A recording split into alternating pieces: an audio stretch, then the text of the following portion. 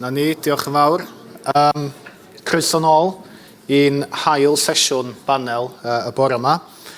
Fel y gwyddoch chi, mae yna ddwy brif thema i'r gynghadledd heddiw, sef technoleg a iaith fel sgil yn y gweithle. Felly, da ni wedi cael yn barod sesiwn addosgiadol, diddorol, bore yma'r technoleg, a hefyd crynodeb defnyddiol, dwi'n meddwl, o'r sefyllfa yng Ngwlad y Basg. Dysgu am yr heriau, ond hefyd falle y cyfleoedd yr rhai o'r mythia sy'n bodoli o ran delio efo technoleg a iaith. Ac am y sesiwn yma, da ni'n mynd i droi yn sylw tuag at arferion ieithyddol yn benodol a hefyd ieithoedd fel sgil yn y gweithle. Felly, mae'n bleser gen i gyflwyno dau siaradwr gwadd sydd yn arbenigwyr yn ei meysydd. Dwi'n gobeithio na nhw ddim mynd i mod i'n deud hynny. Felly'n gyntaf, François Boileau, sydd yn Comisiynydd Gwasanaethau Ffangeg Ontario, ac yna fydd Iestyn Davies sydd yn brifweithredwr Colega Cymru yn siarad hefyd. Mae François yn Comisiynydd Ontario ers 10 mlynedd bron o bod erbyn hyn, ac yn ddiweddar cafodd ymestyn i gyfnod am 5 mlynedd arall, felly'n amlwg mae'n gwneud rhywbeth yn iawn yn Ontario. Mae hefyd yn un o hoelion wyth y gymdeithas rhyngwladol, felly mae'n braf iawn i gael o draw yng Nghymru. Ac mae frwdfrydedd o am ieithoedd yn sicr yn dod drosodd yng amlwg yn y trafodaethau da ni'n gael. Mae amddiffyn hawliau ieithyddol hefyd yn rhan amlwg iawn o waith François, felly hynny'n amlwg yn rhywbeth sydd yn berthnasol i ni fel cynulleidfa. Felly fe'r geiriau yma, mae'n bleser gen i wahodd François. Croeso.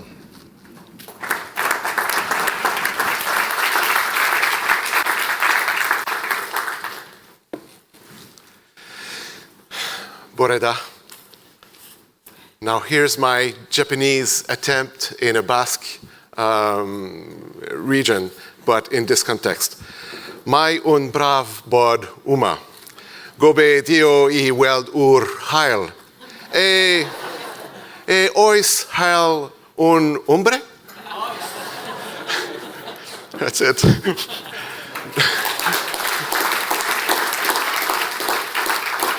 Now that I completely destroyed the beautiful Welsh language, I will now turn my wrath to the English language.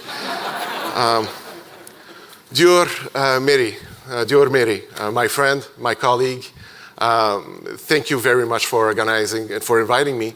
Thank you for your wonderful staff as well. They've been absolutely incredible for the last 3 days, except for the lack of sun.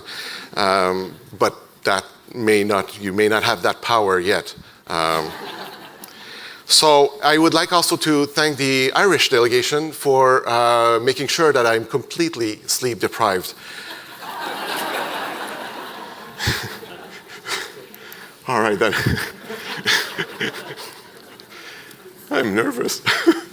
Okay, we'll speak more about. I'll speak a little bit about Ontario, the context. So Ontario is the largest province in Canada. We have neighbors that you all know. I won't speak more about that. I would like to sleep tonight. And so we have about 4.8%. French Ontario is disseminated across the province. So we are about as you can see, 5%, so 4.8% of the population. Actually, the growth of the French population is increasing in numbers due mainly to immigration. So we track people from all over the world, and as you can see in the next slide, 60% were born, or Franco-Ontarians were born in Canada, but 14% in the last census were born outside of the country. And nearly 1 Francophone out of 2 in the Toronto region were born outside of Canada. In my own office of 14 people, 8 members of our staff were born outside of the country. So it's a new reality. People come in to Canada. They are fully bilingual, but maybe not with English. They're fully bilingual Creole, Romanian and French, Arabic and French, but not necessarily English. So it creates a new dynamic and a new situation. So, and we've been also, as you'll see, we're a young country. When I hear the year 1536, well, that's just 2 years after we were discovered by Jacques Cartier. So we beat you from 2 years of trying to impose French in our North American situation. Now, by saying this, I'm also very wary of the fact that for First Nations in our country, we just arrived yesterday. It's just yesterday that we literally crashed the party. And one of the main focus why I'm so into languages is actually when I was working in the Yukon back in 1990. So Yukon is a northern territory of Canada.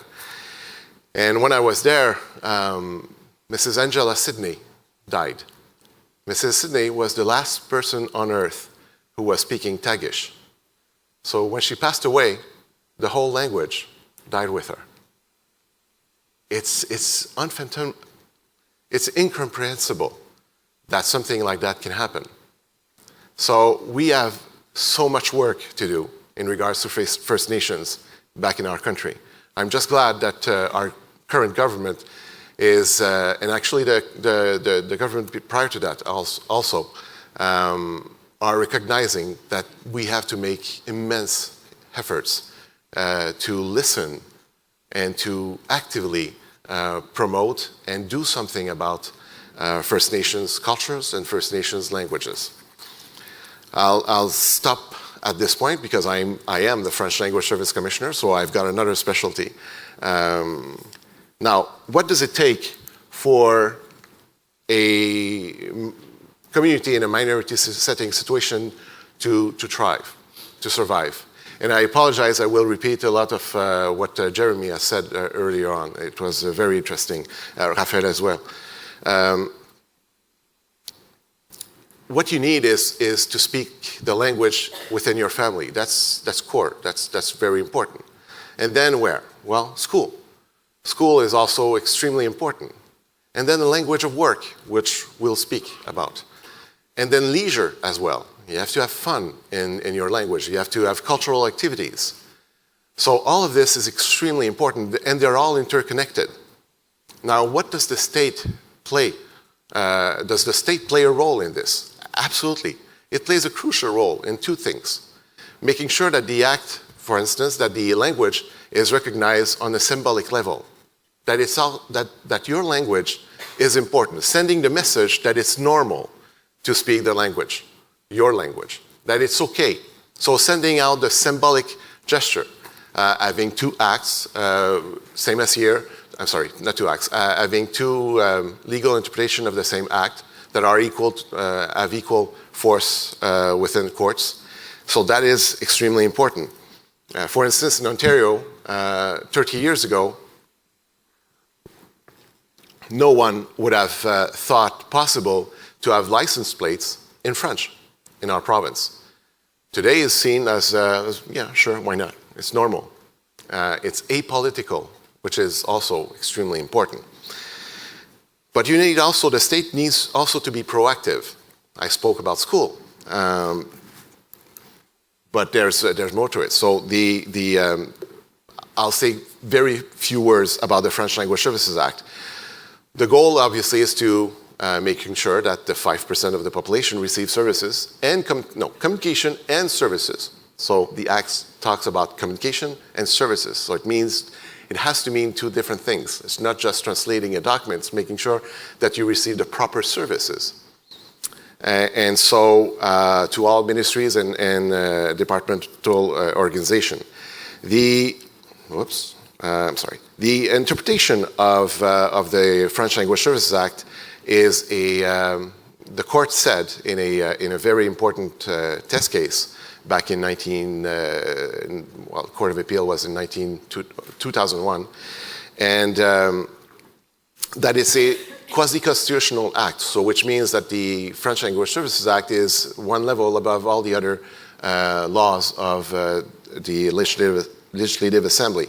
But one thing that is extremely important, and we kind of spoke about it a little bit earlier this morning, so I just wanted to ad-lib on that, is the difference between formal equality and substantive equality.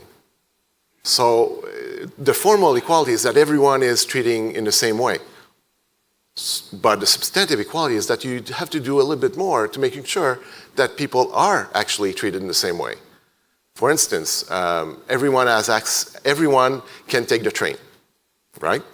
But if you don't have an access ramp for people in wheelchair, then not everyone has actually access to the train. So formal equality, everyone is treated the same.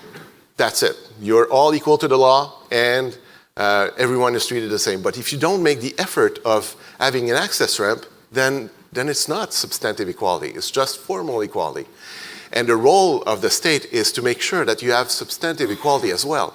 For instance, in education, it's been said by the courts in Canada that for the funding of school, for French language schools, well, if you are funded on a per capita basis, then you won't achieve substantive equality because you don't have the numbers to create a system that will be actually be performing as the other system if you don't put a little bit more in it, if you don't put more money into it, to making sure that the infrastructure is there to support minority language community.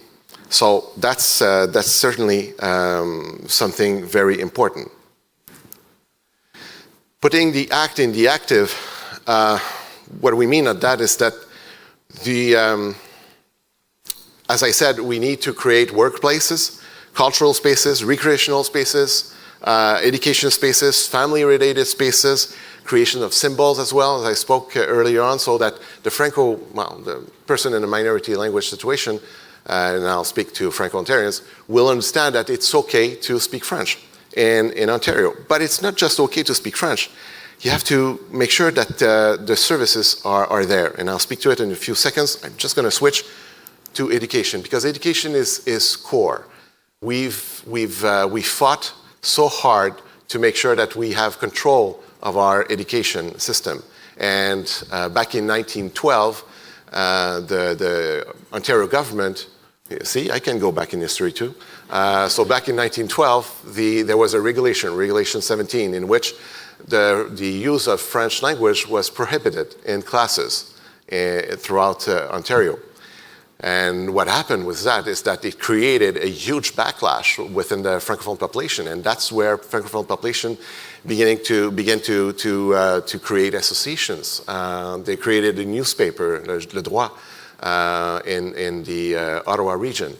They created numerous associations, and they fought back.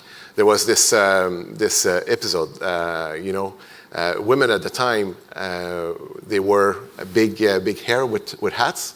So they had big hair with hats and une épingle, pin.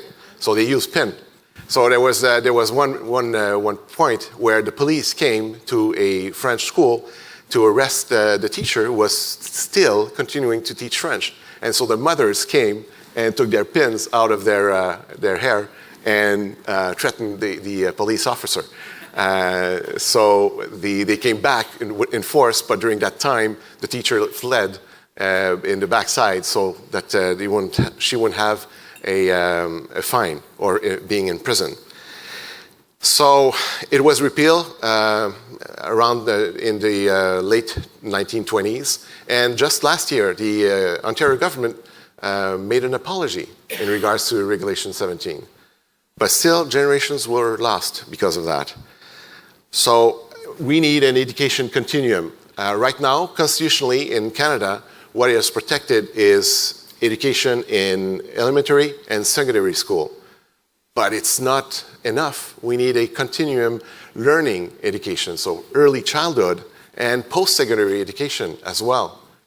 Because if you don't have that, if you don't catch Francophones and if you don't offer services for early childhood, then it's not too late, but it's already late in the stage to making sure that the parents will send their kids to French schools. Don't forget that in Canada, certainly in Ontario, it's about 68% of all couples are exogamous couples. So one parent is Francophone, the other parent is an Anglophone. So that creates a situation where you need to actually promote French in French schools in order to convince both parents to send their kids. You know that for exogamous couples in my country, certainly, if the mother is Francophone and the father is an Anglophone, then only 39% of the children will retain French. When it's the father who's a Francophone and the mother is an Anglophone, it's only 19%. I don't have any statistical data for couples of same sex. So this is why we need in the continuum of education to make sure that we have sufficient tools in post-secondary, sufficient programs in post-secondary education for making sure that Francophone will learn French in post-secondary education. And some of our college in Ontario are making sure that when you're learning technical data or technical words, you learn in both languages to make sure that they will be capable of serving their clientele, whoever it is. So this is extremely important because often we meet people that say, well, I've been educated throughout my school years in French, but I went to English in universities and now I'm afraid of using bad language or using the wrong words when I'm speaking to you, so I can't really offer you services in French. And that's stupid because we're investing so much money into education system and we kind of lose it when we arrive at post-secondary level. And that's something that we need to focus on when we're talking about post-secondary education. Now, engaging governments, I'm sorry, there are too many in the presentation. Well, I have to say I was impressed by what I'm seeing today. There's a kiosk here that actually is a private enterprise that actually makes money on helping the ministries and other governmental agencies to respect their own obligations toward the Act. Wow, we don't have that, but I'm importing the idea. It might be something useful for me after my life as a commissioner. But so if there's something that the private companies understand the need, then you're having something of an impact. So this is really important. So one of the messages I wanted to convey is that all governments are dealing with how to provide services to their community. 25 years ago, it was easy. The services were being provided directly by government. That's it. But today we have much more than that. We have privatizations, we have devolution of powers, we have municipalities that offer services on behalf of the government, and we have third parties as well, so that they offer services on behalf of the government. And it's a situation that won't go away. It's a situation that we have to deal with. So either we take the chance of continuing to say to the government, well, you absolutely need to offer French language services, and that's that, or we take a proactive approach towards this. This is why I made a recommendation. I'm sorry, it's a little bit small. So I made a recommendation a couple of years ago in my 2010-2011 report, and the first recommendation was a little bit unusual, and it goes like this. The Commissioner, that's me, the Commissioner recommends that the Franco-Ontarian community take an active part in renewing the delivery of government services by proposing innovative, pragmatic, results-oriented means and methods to ensure its development. So yes, the onus is always on the individual to ask for services in French, but their state has a crucial role in offering actively the service. But moreover, I believe that the community has also a role to play in making sure that we offer alternatives to the government. Just not making sure that the government actually delivers services, but offer alternative delivery scheme to the government. For instance, we have a Francophone association in the Kingston region in Ontario, where they propose that they would create a bilingual employment center. So when the Francophone goes into the bilingual employment center, he or she knows that he will ask, or that they will receive services in French without asking for it. It's the epiphany of active offer. You have to create an environment in which the Francophone will actually be welcome to use French. Because being Franco-Ontarian is a battle on a daily basis. Every day we ask ourselves, is it today that I'm going to assimilate myself? And sometimes the question may not be as direct, but through the actions that we're doing, it has that impact. So this is why the state has such an important role to play. Speaking of active offer, in Manitoba, there are bilingual centers. So those bilingual service centers provide services by the federal government, provincial government, and municipal government. They're run by the community. And also, when you go there, the citizens don't care because they know for sure that they will receive the service in their language. We've made a special report on active offer, and I'd like to talk about it because I know that time is running out. Now, the special report on active offer is actually very well written. So it's a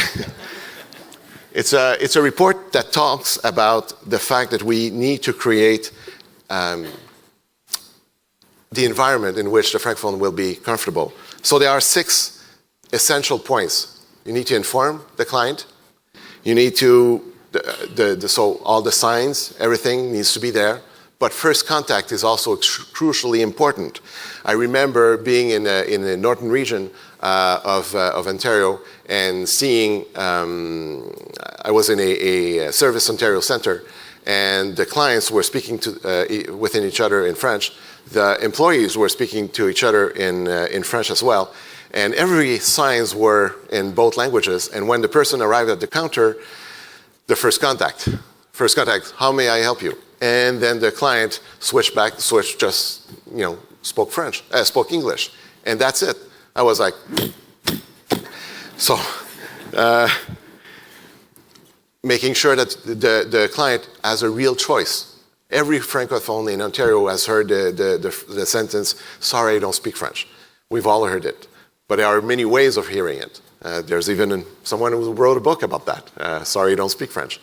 And if you are to wait a few seconds, that's good, or a few minutes even.